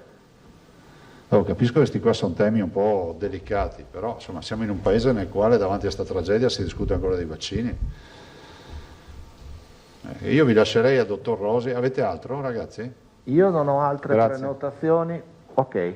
Vi ringrazio molto, abbiate ancora un attimo di pazienza e vi lascio al dottor Rosi che vi darà anche una brochure in modo tale che abbiate i dati. Fatene l'uso che volete, però noi abbiamo l'obbligo di dire come stanno le robe. Non posso accettare che si leggano discorsi secondo i quali abbiamo numeri farlocchi, secondo i quali noi siamo stati in zona gialla perché abbiamo taroccato numeri o altre robe, perché guardate non è proprio così. E comunque i dati sono ufficiali. Ho detto al dottor Rosi, che è stato sempre efficientissimo, che vi darà anche uno spaccato di cosa significa una scheda delle terapie intensive, cioè sappiamo il posto del letto dove c'è o dove ci sarà la terapia intensiva. Prego. Grazie. Buongiorno. Grazie. Se riesci a piazzare il PC in mezzo a quella selva, temo di no, ma insomma. No, ti basta? Ok. Basta. Prego, dottor Rossi. Perché sto facendo un danno. No, mi serve solo per non dirvi i numeri a caso, perché tutti a memoria non riesco a ricordarli. Allora partiamo da quest'ultimo aspetto. Dove sono e quanti sono i letti di terapia intensiva? Di tutto questo c'è traccia negli atti formali e nelle delibere della Giunta regionale. Partiamo già da maggio, dal 5 maggio di GR 552, che ha creato il primo piano di emergenza ospedaliero per la risposta al Covid, dove si parte dalla dotazione ordinaria dei 500 erotti posti letto di terapia intensiva che abbiamo stabili, e ci si va ad aggiungere i posti letto ad attivazione CREU 191. Posti letto ad attivazione CREU sono dei posti letto sempre pronti, allestiti in dei locali che sono tenuti chiusi. Quindi vuol dire che c'è un letto col suo ventilatore, i suoi monitor, le pompe siringa. Vi ricordo che un letto di terapia intensiva non è solo il ventilatore, perché ci vogliono anche le pompe da infusione, ci vuole il monitoraggio, la centralina di monitoraggio, quindi tutto quello che ci va dietro. Tutti questi letti sono belli pronti, basta aprire la chiave e mettere il personale dentro. Oltre a questi ne sono stati identificati altri 90 che si chiamano riconvertibili. Cosa vuol dire? Che i letti in questo caso stanno in un magazzino con tutto il materiale relativo, monitor eccetera, e vengono installati in genere in un tempo che va dalle 24 alle 36 ore in dei locali che vengono liberati da attività che sono sospese. Con la DGR 552 arrivavamo a 840 letti di terapia intensiva. Nella prima fase siamo arrivati ad averne attivi quasi 700, 697. Per attivo intendo che il letto è installato e c'è il personale assegnato, pronto per ricevere il paziente. Questo attualmente sono 697. No, questo a marzo siamo arrivati a questo numero, nel picco dell'epidemia. Ma la DGR di maggio andava oltre questo numero e si poneva già 840. Poi il lato successivo è stata la DGR 782 di giugno di quest'anno, che parte dal decreto 34, che è quello che identifica tutta una serie di obiettivi per le regioni, tra cui l'innalzare i posti letto di terapia intensiva a 0,14 posti letto per 1000 abitanti. Questo è un intervento strutturale che richiedeva la creazione ex novo di posti letto. In questo caso la delibera, che poi è stata trasmessa al Ministero per gli atti successivi, perché questi letti vanno realizzati da Arcuri, come si dice, quindi erano letti che vanno finanziati e realizzati dal governo, erano 211 letti in più. Sì, chiaramente in questo pacchetto dove c'era tutto c'era anche l'ampliamento di organico, perché 211 letti stabili vuol dire aumentare stabilmente gli organici di 150 intensivisti e di oltre 600 infermieri per poterli gestire in pianta stabile.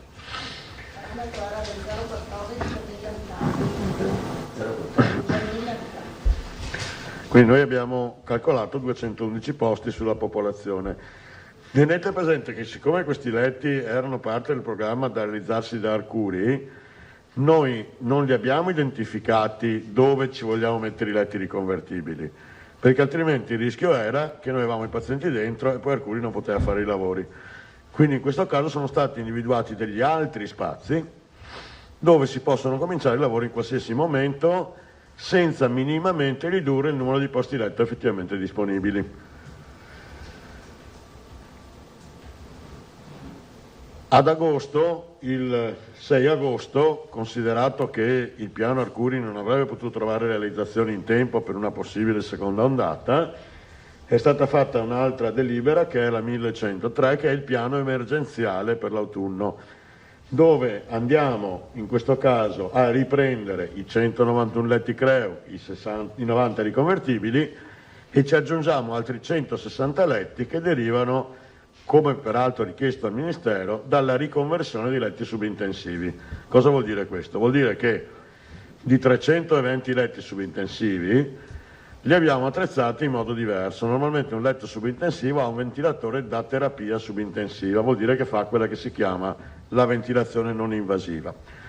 Ma noi ogni 2 letti abbiamo messo un ventilatore da terapia intensiva, che vuol dire che fa sia la ventilazione non invasiva, ma ventila anche i pazienti intubati.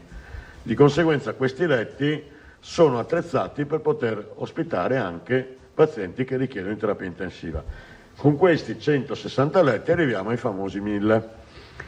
Con la DGR 1103 rispetto alla 552 noi andiamo a dire anche dove li mettiamo, cioè individuiamo ospedale per ospedale dove vanno messi questi letti. Però per dettagliare ancora l'operazione, a settembre nella delibera, che è la 1406, che fissa gli obiettivi per i direttori generali, sono stati indicati 2 obiettivi particolari. Il 2.1 che era raggiungere la disponibilità di tutte le attrezzature necessarie per attivare tutti i letti intensivi e subintensivi. Cioè vuol dire 2000 ventilatori di terapia intensiva, 350 ventilatori di subintensiva, 1500 monitor. Tutta questa cosa qui, ciascuna ULSS doveva dichiarare ce l'ho oppure me la procuro entro questi termini. La seconda cosa, questo vi ho fatto anche un po' uno screenshot per darvi un esempio, era l'obiettivo 2.2 che era come mi attivi questi letti. In pratica abbiamo chiesto ad ogni ULSS di dire dove li mettevano, questo dal letto 1 al letto 1000, dove li mettevano, come facevano a recuperare il personale per attivare i letti aggiuntivi, perché questo è il vero problema, che per arrivare ai 1000 letti bisogna prendere personale che fa altre cose e va messo. E quindi qui letto per letto abbiamo la planimetria con il punto esatto e la numerazione sulla planimetria, che lo vedete, e abbiamo anche un dettaglio, una specie di foglio Excel dove è scritto se quel letto è attivabile, in che tempi e con che operazione è necessaria in termini di riduzione di altri servizi per andare ad aprirlo. Questo è quello che riguarda i famosi 1000 letti. Quindi se mi chiedete se oggi sono più attivi, la risposta è no, perché attivare 1000 letti vuol dire bloccare qualsiasi altro tipo di attività, escluse le gravi emergenze. Sono letti attivabili. Oggi siamo arrivati ad avere circa 640 letti attivi, tutte le mattine facciamo il punto della situazione. In alcune ULSS dove l'occupazione era maggiore hanno già attivato il 100% dei riconvertibili, altri stanno ancora attivando i letti CREO. Su questo, proprio perché vogliamo contemporaneamente cercare di ridurre al minimo l'impatto sulle cure ordinarie, non abbiamo detto chiudete tutto e aprite tutto come abbiamo fatto a marzo perché non sapevamo cosa sarebbe successo, ma stiamo dicendo ok, continua pure a fare qualcosa, ma guarda continuamente come funzionano i cursori di occupazione, se vedi che si stanno esaurendo i posti liberi, entro 24 ore apri altri letti. Questo è il messaggio dato ai direttori generali. Quindi stiamo lavorando su un modello che cresce continuamente man mano che dovesse crescere la richiesta. Detto questo passiamo alla richiesta. Vi avete l'andamento delle curve dei ricoverati, vedete che ci sono alcune province stabili, altre che hanno un po' di aumento. Piccoletto che ti hanno dato. Su quello ce l'hai? Sì, quella, lì vedete che sono le varie province, come si stanno muovendo. Vedete anche che l'andamento è un po' altalenante. È un po' altalenante perché sostanzialmente noi abbiamo un numero importante di ingressi. La prima, di là. Ah no, adesso siamo già sulla... Okay. Sì, allora passiamo pure la prima è l'andamento, ok? Vedete che l'andamento non è una crescita stabile, ma sono delle curve che salgono e scendono. Chiaramente con un trend che dopo vedremo che non è un trend di sicurezza. Nella diapositiva dopo vedete le barre dei pazienti che entrano e vedete la linea verde di quelli che escono. Allora lì avete l'idea chiara che oggi i posti letto restano sostanzialmente stabili, quelli occupati, o crescono di poche unità, non perché non ci siano ingressi, ma come dicevamo l'altra volta, perché le uscite compensano le entrate. Quindi abbiamo pazienti che escono, purtroppo molti escono deceduti e altri escono in reparto, e anche qui c'è un purtroppo perché molti escono con danni polmonari gravi cronici che sicuramente richiederanno ulteriori ricoveri in futuro. E se andate alla tabella successiva vedete gli ingressi dell'ultima settimana, da un minimo di 21 al giorno 12 a un massimo di 34 persone. Allora capite che ricoverare ogni giorno dai 20 ai 30 persone è uno sforzo importante. Dottore, posso chiedere solo un chiarimento sulla lettura del primo grafico che ci ha mostrato? Sì. Nell'asse delle ordinate i numeri vanno letti come percentuali? No, i numeri letti come numeri assoluti di posti occupati. Verona oggi ha 96 pazienti in terapia intensiva Covid. Troppo, se no che si sfiorasse il 100%, ok. E idem la seconda tabella, quella con gli istogrammi? La seconda va sempre vista come numeri assoluti. Grazie. Sì, sono sempre numeri assoluti. Lo stesso è la tabella, quella è la tabella con i numeri degli entrati che vedete in rosso contro gli usciti. Gli usciti sono la somma di dimessi più deceduti, esatto, ovviamente. Però invece la differenza tra entrati e usciti è la differenza, quel giorno lì, il giorno 7 abbiamo avuto più 2 in terapia intensiva, il giorno 8 più 12. Ok, e la differenza è sempre grande. Esatto, il giorno 10 abbiamo avuto meno un letto occupato, quindi noi oggi normalmente guardiamo all'occupazione dei letti, vi diciamo 350 occupati, ma quei 350 sono la somma dei 23 che ieri sono entrati e dei 18 che sono usciti. Questo è, e in questo momento siamo in una fase di equilibrio. Abbiamo oggi 587 letti occupati, come c'è. Tra l'altro quando io dico oggi vi dico la fotografia istantanea che ho fatto mezz'ora fa, magari adesso sono 585 o 590, perché ecco, questo è un aspetto che vorrei ricordarvi. Siamo una delle poche regioni che da marzo tutti i giorni monitora in tempo reale l'andamento dei posti letto di terapia intensiva. Quindi noi dal 7 di marzo sappiamo giorno per giorno, e anzi direi minuto per minuto, l'occupazione dei posti letto di tutte le terapie intensive della regione. Su questo abbiamo un monitoraggio continuo. 587, sì. Covid e non Covid, di cui 353 Covid positivi e 25 che si sono negativizzati, che fa tornare i conti con quelli che ha mostrato il Presidente, così è chiaro che non stiamo sbagliando numeri.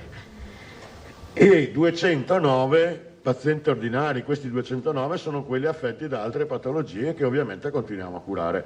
Tenete presente che a marzo eravamo arrivati a 160, quindi vuol dire che avevamo proprio ridotto tutto. Cosa sta cambiando relativamente agli accessi in terapia intensiva? Allora, la percentuale sui positivi, sulle persone scoperate positive sta un po' diminuendo, quindi se la settimana scorsa vi ho detto che 1 su 200 andava in terapia intensiva, oggi la fotografia è di 1 su 250, che ci sta con il fatto che probabilmente peschiamo più positivi e quindi la percentuale di quelli che entrano in terapia intensiva è un pochino minore, peschiamo più positivi asintomatici. La novità rispetto a marzo è che abbiamo pazienti più gravi in terapia intensiva, perché a marzo la percentuale di subintensiva era molto bassa, oggi invece chi arriva in terapia intensiva ha un quadro mediamente più grave e questo spiega anche una mortalità più alta. Sulla mortalità il 10% ha meno di 70 anni, gli altri ne hanno di più, però torniamo al solito discorso che le percentuali basse di numeri alti fanno numeri alti e allora il 10% può sembrare poco, ma il 10% di 5.000 fa 500 morti. Quindi 500 persone con meno di 70 anni sono morte per coronavirus e moltissimi non avevano comorbidità note, quindi erano persone in perfetta salute. Altro cambiamento rispetto a marzo, il periodo. Mentre a marzo abbiamo avuto un picco improvviso, qui, scusate, scusi? Ah no. No, avevo capito. Mentre a marzo abbiamo avuto un picco che ha portato rapidamente all'aumento dei ricoveri, qui abbiamo avuto un'ascesa molto più lenta. La differenza è che mentre fino al 31 agosto avevamo ricoverato 848 pazienti in tutto in terapia intensiva, dal 31 agosto a oggi ne abbiamo ricoverati 1436. Quindi nella seconda fase abbiamo ricoverato molti più pazienti in terapia intensiva per un periodo molto più lungo. E qui di nuovo voglio sottolineare l'enorme carico di lavoro che questo determina sui medici e sugli infermieri e sugli operatori di terapia intensiva.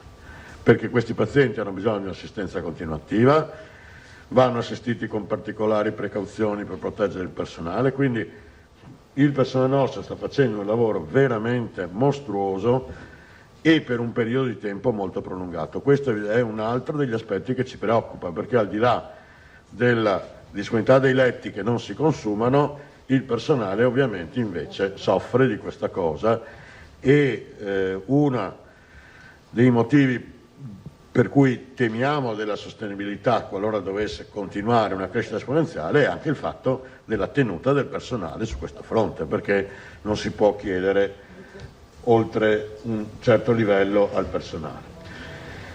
Credo che vi sia nell'ultima pagina della vostra documentazione la curva normalizzata, che è quella che ci dice, se non c'è poi ve la mostro, eccola, sì, c'è da qualche parte, e lì vedete che la curva sembra appiattirsi, sembra portarci verso un cambio di pendenza, ma di fatto invece poi ci sono giorni in cui diminuisce, ma giorni in cui torna a crescere, e quindi di fatto in questo momento è una curva quasi piatta, ma che non accenna a diminuire. Anche oggi abbiamo più 4 letti occupati, e quindi di nuovo non siamo fuori dalla situazione critica. Credo di aver detto tutto. Grazie dottor Rosi, come sempre chiarissimo ed esaustivo. Bonet, Moscati, Tosatto, per ora ok. Un po' di chiarimenti sui numeri, dottor Rosi, se possibile. Allora, cerco di ricapitolare perché mi sono un po'... Noi siamo partiti quindi da una dotazione di 500 posti letto terapia intensiva, sì. 500 spaccati, giusto? No, 500 erotti. 500 erotti. Poi ci sono i 191 del CREU pronti ma chiusi a chiave. Poi ce ne sono 90 di convertibili che quindi non sono pronti, sono immagazzinati.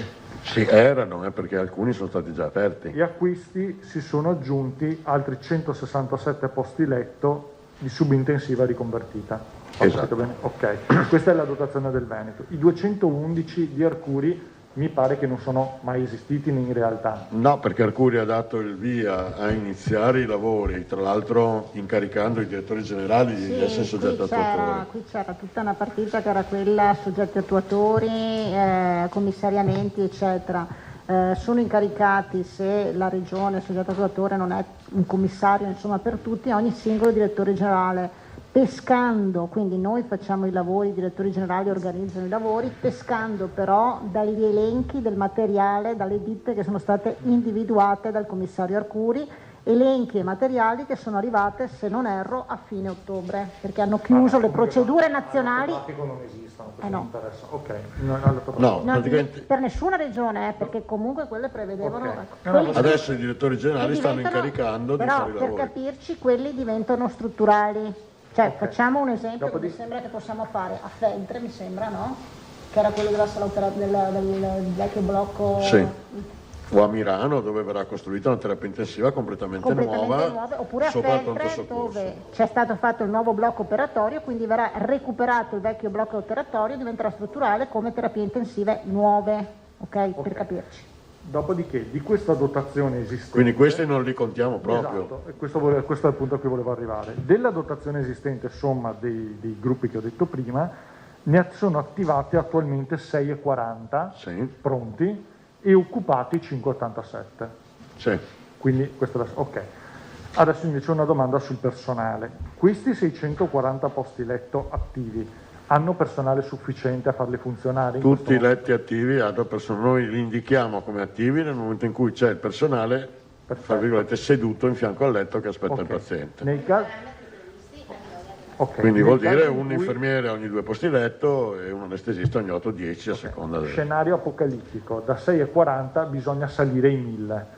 Questi 360 di differenziale avrebbero il personale attualmente per farli funzionare? Allora, come vi ho detto, nei piani di lavoro presentati dalle aziende è individuato il personale che va ad attivare questi letti. Nel caso di bisogno sì. Sì, chiaro che su questo dovremo un po' derogare sullo standard, nel senso che l'infermiere che deve seguire un paziente in un letto di subintensiva riconvertito sarà un infermiere di subintensiva. Cioè, adesso è chiaro che il letto c'è, però questo è un obiettivo che raggiungiamo in condizioni di gravissima emergenza, quando dobbiamo utilizzare tutte le risorse disponibili, ma peraltro come è avvenuto in tutte le regioni durante le fasi ipercritiche, insomma. Dico una sciocchezza se dico che poi in realtà sposti dall'attività ordinaria lì, sposti lo stesso No, personale. noi blocchiamo di conseguenza l'attività ordinaria, nello specifico chirurgica. Vogliamo fare l'esempio.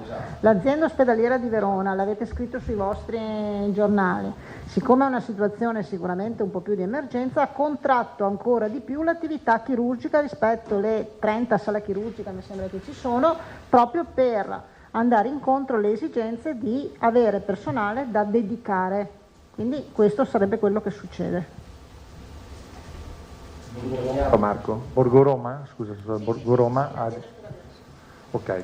Sì, chiaro che il messaggio non deve essere che è una passeggiata arrivare a 1000. No, 1000 è una catastrofe per la sanità. È che siccome tutte le riusciamo polemiche... a gestire, ma con gli ospedali completamente bloccati che non fanno altro. Certo, cioè, no, è che siccome tutta la polemica a cui si riferiva il Presidente sul tema delle terapie intensive, diciamo così, dopate, deriva dal fatto da un lato di posti letto sì che ci sono, ma in realtà non ci sono perché non sono operativi, e sul sì ci sono, però mancherebbe comunque il personale per farle funzionare, quindi comunque è come se non ci fossero. No, mi pare che l'abbiamo ci chiarito. sono, il personale è individuato, si sa dove andarlo a prendere per attivarli.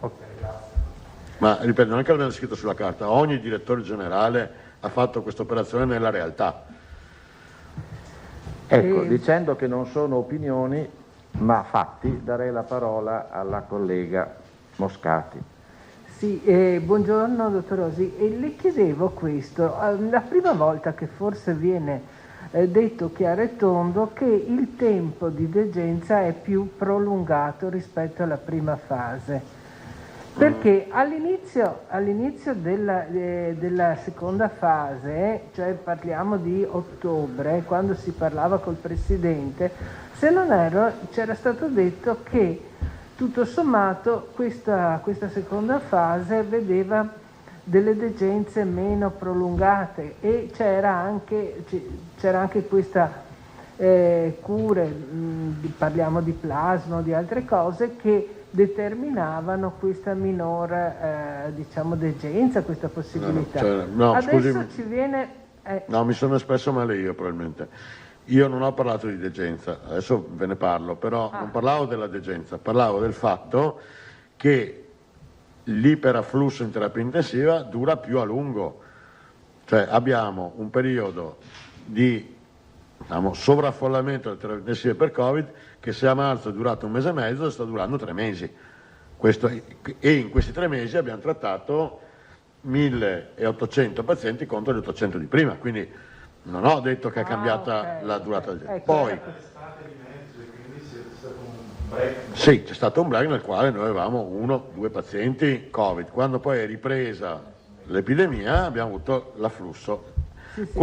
L'occupazione di posti letto Covid è cresciuta in maniera lenta, graduale, più a lungo nel tempo rispetto alla prima, che invece è cresciuta di colpo. E non è perché i pazienti stanno ricoverati 3 mesi, è che sono più pazienti, ognuno ricoverato per un certo periodo. Per cui il turnover è veloce lo stesso? Veloce? No, allora, quello di pazienti Covid non è un turnover veloce, non lo è stato nella prima fase, non lo è nella seconda fase. Sono pazienti che restano in terapia intensiva a lungo. Se la degenza media di una terapia intensiva normale è intorno ai 7 giorni, per un paziente Covid siamo tra i 14 e i 20 giorni, quindi dalle 2 alle 3 settimane. Abbiamo avuto all'inizio della seconda fase dell'epidemia delle degenze brevi, perché in terapia intensiva entravano pazienti meno gravi, non avevamo ancora le subintensive a regime, quindi entravano in terapia intensiva pazienti più lievi, che oggi non vediamo più. Adesso che la gravità è sovrapponibile a quella precedente, le degenze sono quelle, vanno dai 14 ai 30 giorni, poi c'è la variabilità individuale, ovviamente l'età incide, però difficile che uno esca prima di 15 giorni, più facile che esca dopo 20. Ho capito. E per quanto, anche se non è questo l'argomento di oggi, le cure hanno inciso parecchio le nuove modalità di cura rispetto alla prima fase o no? Hanno inciso in parte su alcuni approcci, però non è stato individuato un rimedio, un toccasana per questa cosa.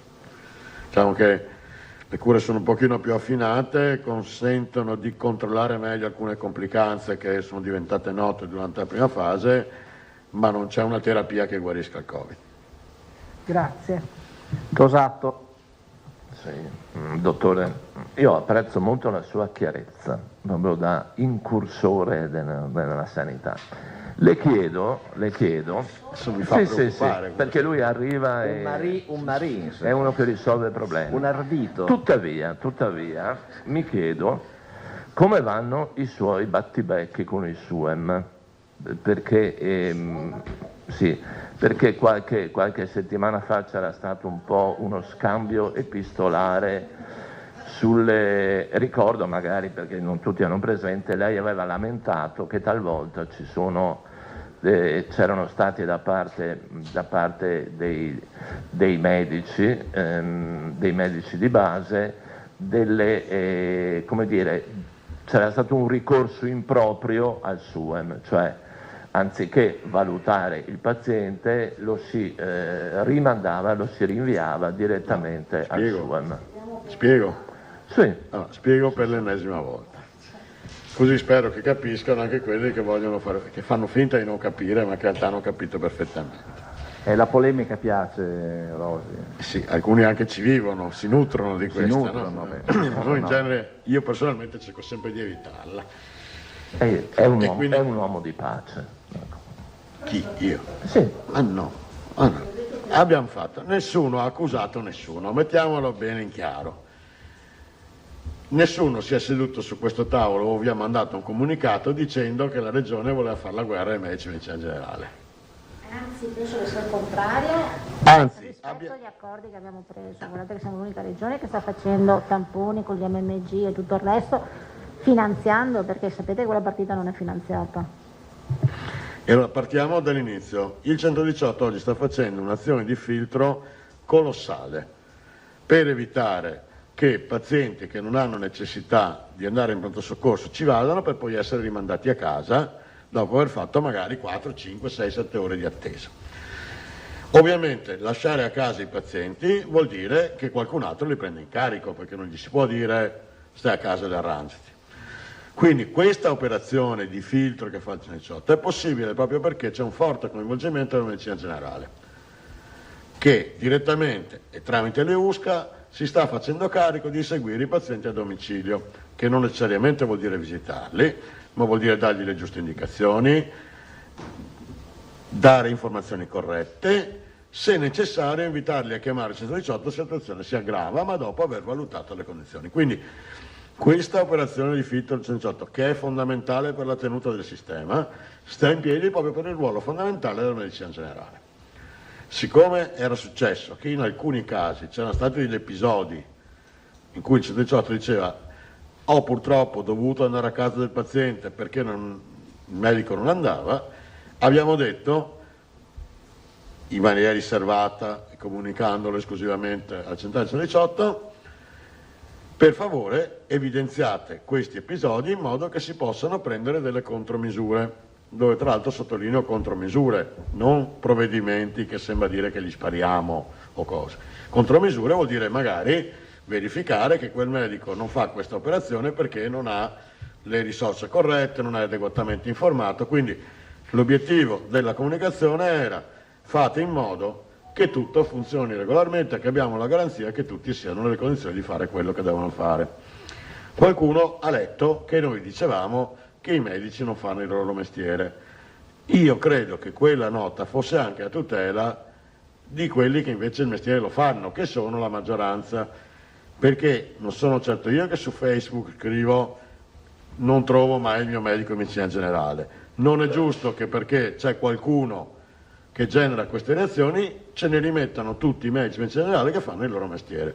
Quindi l'intento nostro, al di là che il primo intento era di far avere al paziente l'assistenza di cui ha necessità, che deve essere sempre il primo obiettivo, il secondo era anche tutelare la maggior parte dei medici che fanno il loro mestiere, che non è giusto che si sentano coinvolti in una critica che riguarda una minuscola parte di loro. Detto questo, non si può neanche negare che questa minuscola parte esista, quindi i provvedimenti andavano presi. Tutto qua. Non c'era nessuna polemica con la categoria, anzi c'era un apprezzamento e mi sembra che le cose comunque siano tranquillamente rientrate, perché questa cosa si fa, le segnalazioni vengono fatte, sono comunque casi sporadici e sui quali adottiamo le contromisure necessarie, quindi nessuna guerra. Ora, sperando che non riparta la polemica, è un auspicio personale perché poi insomma mi tocca lavorare, chiudiamo qua oggi, grazie.